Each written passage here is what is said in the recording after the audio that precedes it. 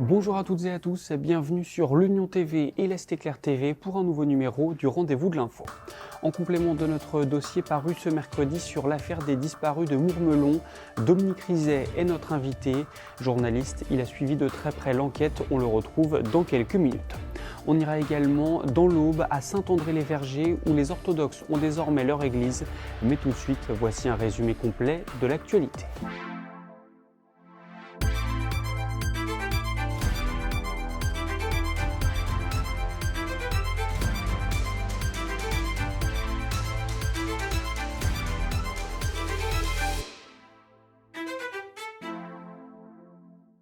Les syndicats enseignants sont en colère. Ils appellent à la grève ce jeudi pour exprimer leur mécontentement face à un protocole sanitaire trop contraignant et sans cesse réajusté. Le mouvement s'annonce très suivi avec de nombreuses fermetures d'écoles. Des manifestations sont prévues à Reims, Charleville-Mézières, Châlons-en-Champagne ou encore Troyes. Éric Zemmour sera en visite vendredi dans le Nord et l'Aisne. Le candidat à l'élection présidentielle ira tout d'abord à Aulnecourt-sur-Escaut, une commune de 800 habitants, afin de rencontrer des élus locaux et des enseignants. Direction ensuite Saint-Quentin pour une réunion publique. Un centre de dépistage Covid sera installé à partir de la semaine prochaine dans la salle des fêtes de Tinqueux dans la Marne. C'est une demande de la préfecture visant à soulager les pharmacies, indique le maire Jean-Pierre Fortuné. Le lieu est déjà utilisé aujourd'hui comme centre de vaccination. Depuis le début de la semaine, des températures négatives sont relevées dans l'Aube. Conséquence, la circulation devient délicate sur les routes gelées, voire impossible lorsqu'elles sont inondées. Le point complet sur la situation dans votre journal de jeudi. Et enfin, les joueuses du Stade de Reims iront à Monaco en huitième de finale de la Coupe de France. Le tirage au sort s'est tenu ce mercredi au siège de la Fédération française de football. La rencontre se déroulera le 29 ou le 30 janvier.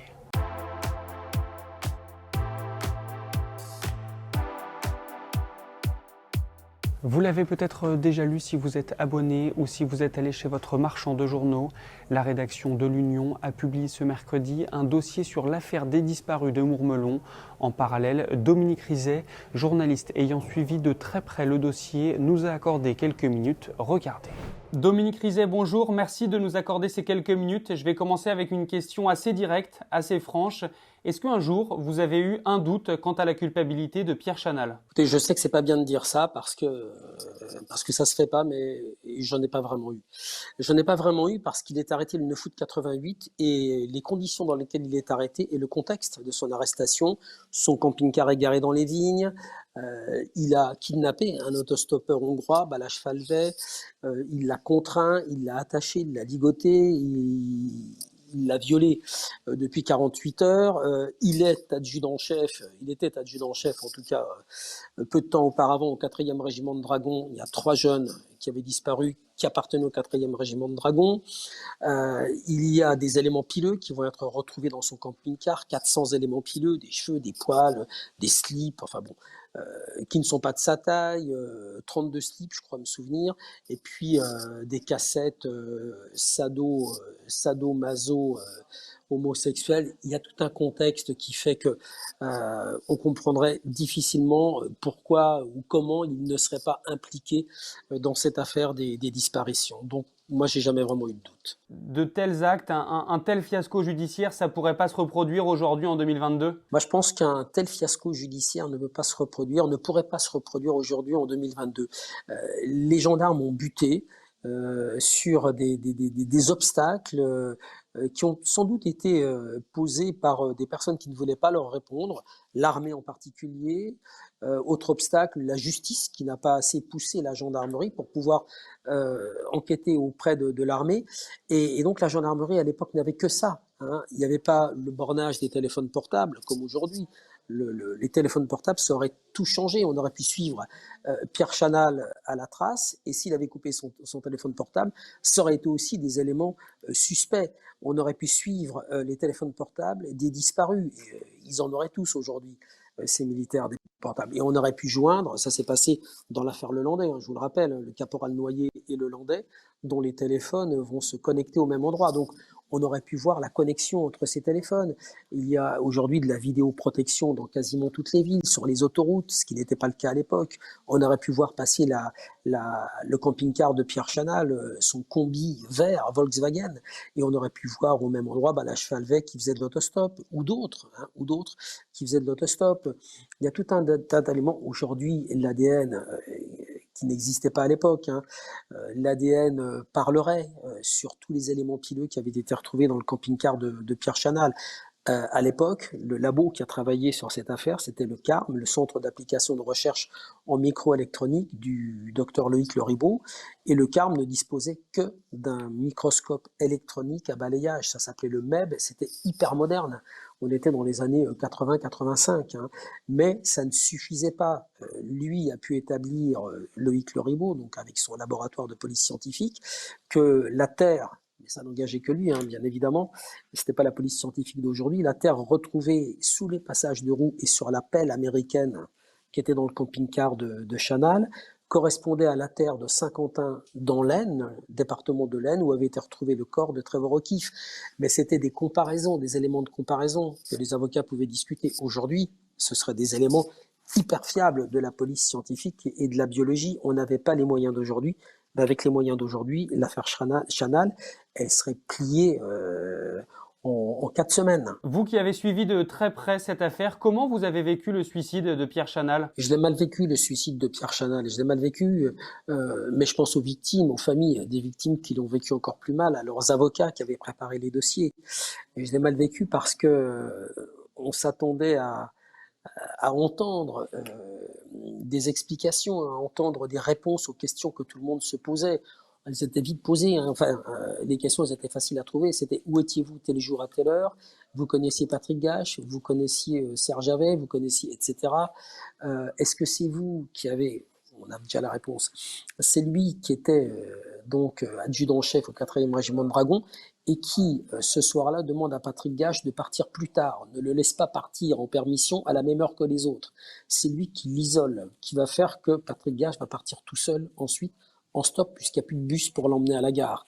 Donc, ça fait de lui quelqu'un qui savait que Gache était seul et quelqu'un qui aurait pu passer avec sa camionnette et lui dire « Tiens, je vous dépose à la gare ». Il y a énormément de choses comme ça sur sa vie, parce qu'on sur sa vie intime, privée, on sait quasiment rien. Cet homme était un spartiate, un solitaire, il vivait seul, soit dans son camping-car, soit dans soit dans sa piole, aussi bien à Mourmelon qu'ensuite à Fontainebleau où il avait été affecté. Les week-ends, il allait faire du parachutisme, il était dans son camping-car, il fréquentait peu de monde. Il y a très peu de personnes qui savaient qui était intimement Pierre Chanal sur sa sexualité. Il aurait été obligé de répondre aux assises. Et s'il avait refusé de répondre, ses silences auraient été très éloquents. Donc voilà, quoi, c'est toutes ces choses-là qu'on avait envie d'entendre. Et moi, j'ai vraiment suivi cette affaire depuis le début. Je suis allé voir quasiment toutes les familles des disparus. J'ai interviewé la mère et la sœur de Pierre Chanal. Je crois qu'il y a eu une autre interview d'Isabelle Orlans qui était à l'Union.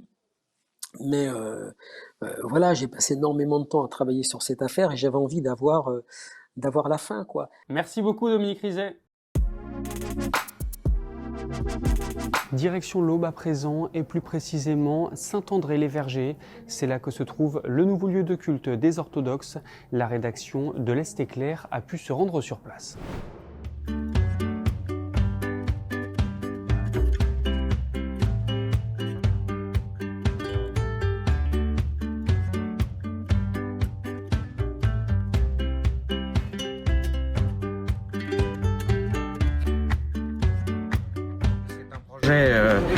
Qui date de presque 10 ans, mais antérieurement à cela, si vous voulez, les orthodoxes de la région avaient un lieu de culte qui a brûlé au début du XXe siècle et jusqu'à présent nous étions hébergés chez les amis catholiques à la chapelle d'Écumine.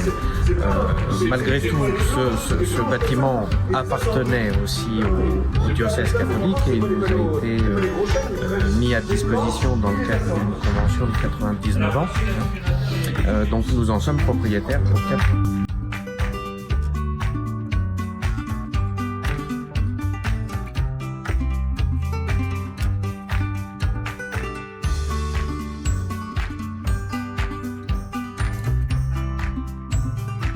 dans les derniers travaux, puisque tout l'extérieur a été réalisé jusqu'en début, un peu avant l'été. Ça a été terminé avant l'été. Et là, l'intérieur a nécessité quand même presque 6 mois de travaux. Et nous en sommes maintenant aux finitions, tant électriques sur la partie électricité que, vous le verrez après à l'intérieur, sur la partie...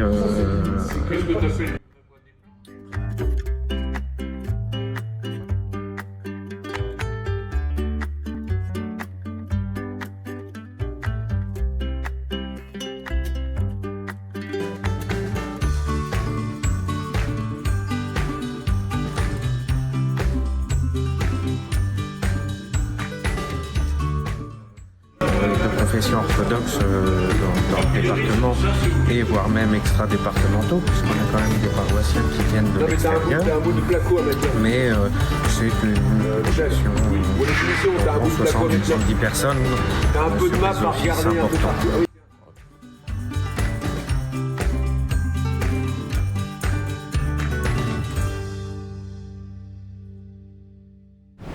C'est la fin de cette édition. Je vous retrouve ce jeudi à partir de 18 h pour un nouveau numéro du Rendez-vous de l'Info. Et d'ici là, l'actualité se poursuit sur le site de l'Union et celui de l'Est Éclair.